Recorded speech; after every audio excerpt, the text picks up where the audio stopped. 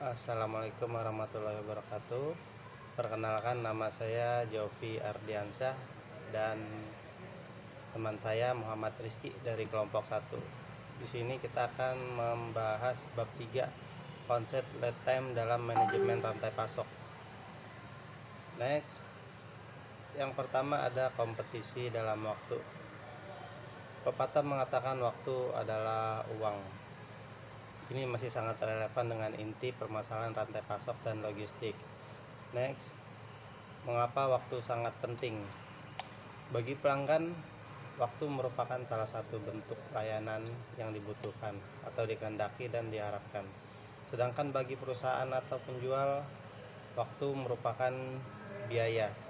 Jadi waktu merupakan faktor kompetisi yang sangat penting karena merupakan bagian dari layanan. Hal ini sesuai dengan tujuan akhir dari manajemen rantai pasok, yaitu pemenuhan harga, mutu, dan layanan. Next, mengapa harus diperhitungkan dengan baik? Karena siklus hidup yang makin pendek, yang pertama, dan yang kedua, dorongan pelanggan untuk mengurangi persediaan barang.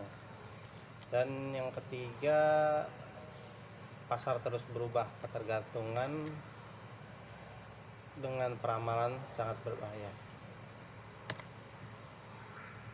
Siklus hidup produk semakin pendek.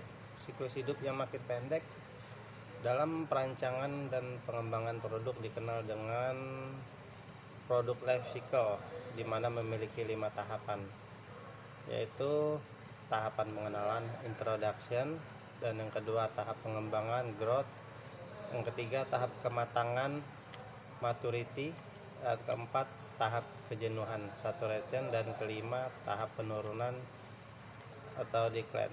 Next,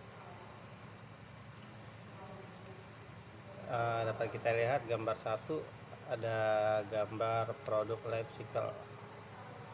Dari gambar 1 terlihat bahwa waktu yang diperlukan untuk mengembangkan model baru, memperkenalkan di pasar, dan mengembangkan pasaran menjadi sangat pendek.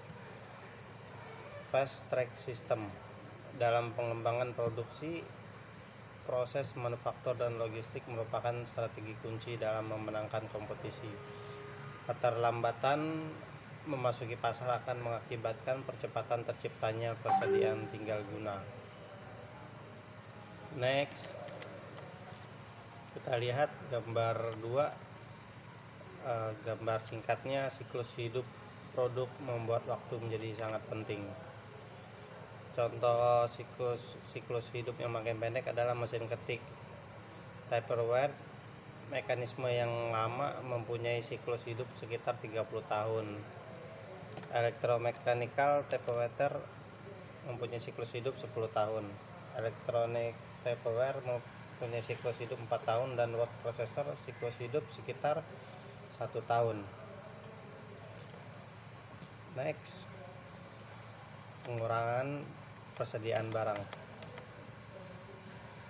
Salah satu dorongan pelanggan untuk mengurangi persediaan barang, salah satu gejalanya yang menonjol saat ini adalah pengurangan inventory di berbagai perusahaan, baik bahan baku, bahan penolong, bahan setengah jadi, dan bahan jadi.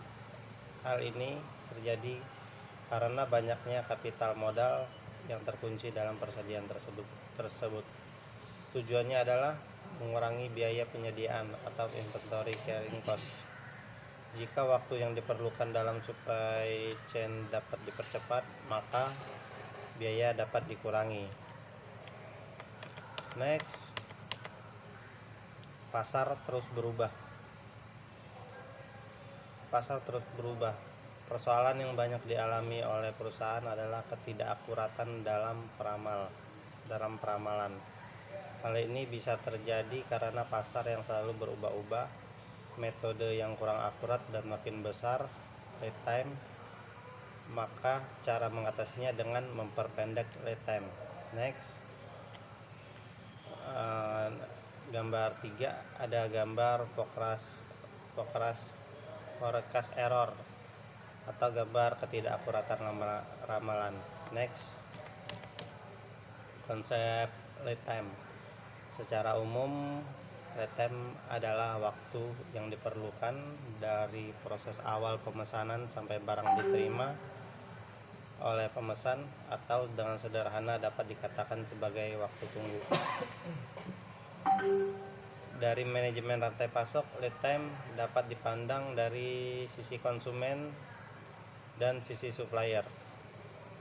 Yang pertama, dari sisi konsumen atau pelanggan, lead time merupakan rentang waktu yang dibutuhkan dari saat memesan barang sampai barang diterima, disebut the order to delivery cycle.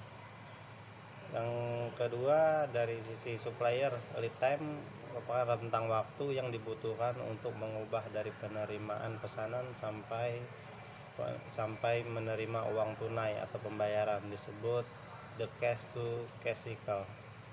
Dan untuk selanjutnya akan dijelaskan oleh teman saya, Rifki. Oke, selanjutnya saya akan menjelaskan the order to delivery cycle. Hal mendasar yang sering terjadi pertanyaan adalah mana yang paling penting, panjang pendeknya lead time atau konsistensi dan keandalan lead time.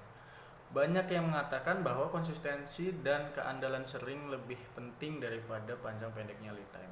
Tetapi panjang pendeknya lead time tetap penting, terutama jika konsumen sangat mementingkan lead time ini. Contohnya komponen yang termasuk dalam keinginan ini adalah: pertama, proses pemesanan pelanggan; yang kedua, proses pencatatan pesanan; yang ketiga, proses pemesanan; lalu selanjutnya ada proses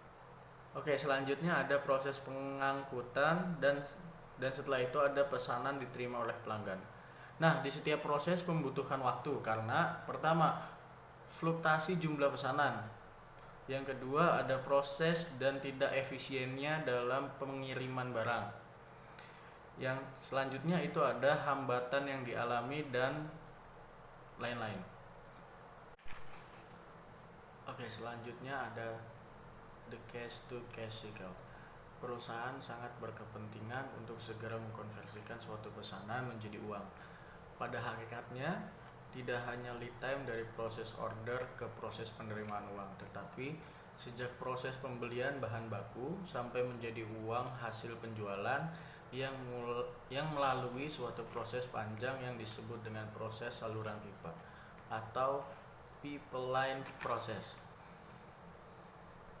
Proses ini meliputi pembelian bahan baku, penyimpanan bahan baku, produksi bahan setengah jadi, selanjutnya ada penyimpanan barang setengah jadi sampai produksi barang jadi, penyimpanan barang jadi, in transit, penyimpanan produk distribusi, lalu yang terakhir ada the order to delivery cycle, proses sampai penerimaan uang.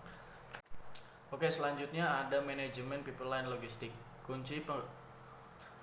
Kunci keberhasilan dalam pengendalian lead time logistik adalah apa yang disebut dengan manajemen pipeline, yang merupakan suatu proses di mana lead time pembuatan barang dihubungkan dengan lead time pengadaan barang, hingga sedemikian rupa untuk memenuhi permintaan pasar. Oke, yang memiliki tujuan yang pertama adalah biaya yang lebih rendah, yang kedua memiliki mutu yang lebih tinggi, yang ketiga ada lebih fleksibel, yang keempat waktu tanggapan yang lebih cepat. Nah, di sini banyak perusahaan yang menemukan bahwa hanya 10% dari kegiatan yang menimbulkan nilai tambah, sedangkan hampir 90% lainnya hanya menambah biaya saja. Nah, di sini ada gambar titik 4, bisa dilihat juga sama teman-teman semua. Di sini adalah grafik hubungan edited cost dan edited value. Bisa dilihat. Yang keempat ada lead time pemesanan barang.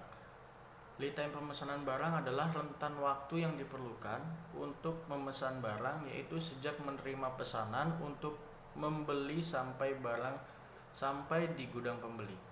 Nah, komponennya itu ada salah satunya itu ada yang pertama, waktu yang diperlukan untuk mencari sumber pembelian, dan yang kedua waktu untuk meminta penawaran harga, yang ketiga waktu untuk mengevaluasi penawaran, yang keempat itu waktu untuk menegosiasi harga, yang kelima waktu untuk pembuatan kontrak pembelian atau surat pemesanan. Selanjutnya ada waktu untuk pembuatan letter of credit. Selanjutnya ada waktu yang diperlukan supplier untuk membuat atau menyiapkan barang. Dan seterusnya sampai barang ini sampai di gudang pembeli. Next, dalam skala lead time pemesanan barang ini mungkin perlu dimodifikasi sehingga prinsip yang digunakan lebih efektif.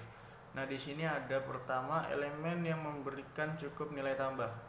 Yang pertama itu adalah waktu untuk bernegosiasi, yang kedua ada negosiasi tarif angkutan, yang ketiga ada waktu untuk memuat barang, yang keempat ada waktu pengangkutan dari gudang ke pelabuhan muat, lalu selanjutnya ada waktu pengangkatan ke pelabuhan tujuan, dan yang terakhir adalah pengangkutan dari pelabuhan tujuan ke gudang.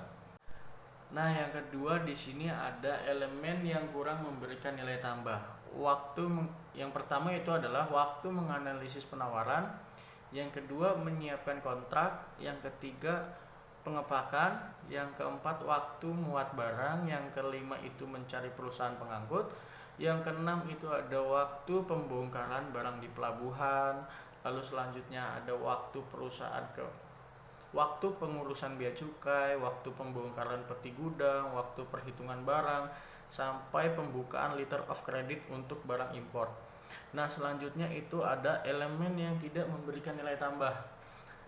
Elemen yang tidak memberikan nilai tambah itu yang pertama adalah waktu mencari sumber pembelian, yang kedua waktu mencari alat pengangkutan, yang ketiga waktu menunggu di gudang ekspedisi, selanjutnya ada waktu menunggu di gudang pelabuhan, dan yang terakhir ada waktu menunggu pengiriman gudang penerima. Oke, di sini ada poin yang terakhir, yang kelima, kesenjangan lead time dengan tujuan utama. Nah, masalah besar yang sering dihadapi di sini adalah waktu yang dibutuhkan untuk pengadaan barang. Membuat barang jadi dan siap dijual ke pelanggan selalu lebih utama daripada kesediaan pelanggan untuk menunggu. Masalah utama adalah ketersediaannya barang saat diperlukan dan kesediaan pelanggan untuk menunggu jika terpaksa. Pengendalian lead time pengadaan barang dibatasi oleh yang pertama ada keterbatasan sumber daya andal, dan yang kedua ada keterbatasan peraturan, yang ketiga ada deviasi lead time yang benar, yang keempat ada deviasi permintaan yang besar, yang keenam ada forecast yang kurang akurat, dan yang terakhir ada budaya perusahaan. Nah, di sini ada peningkatan pelayanan kepada pelanggan, yaitu dengan cara yang pertama adalah menggunakan persediaan pengaman yaitu safety stock. Yang kedua melakukan stok replenishment secara tepat waktu. Dan yang ketiga adalah melakukan forecasting dengan lebih baik, dan yang keempat ada menentukan service level secara standar dan terencana, dan yang terakhir ada menerapkan strategi pembelian yang menunjang. Nah, setelah peningkatan pelayanan kepada pelanggan, di sini juga ada paradigma baru, yaitu bukan saja price sensitive, tetapi juga ada time sensitive.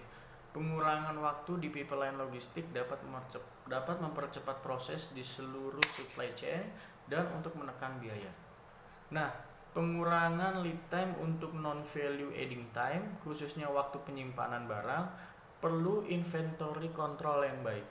Nah, di sini buat teman-teman yang punya pertanyaan atau mau request video selanjutnya, silakan langsung komen aja di bawah.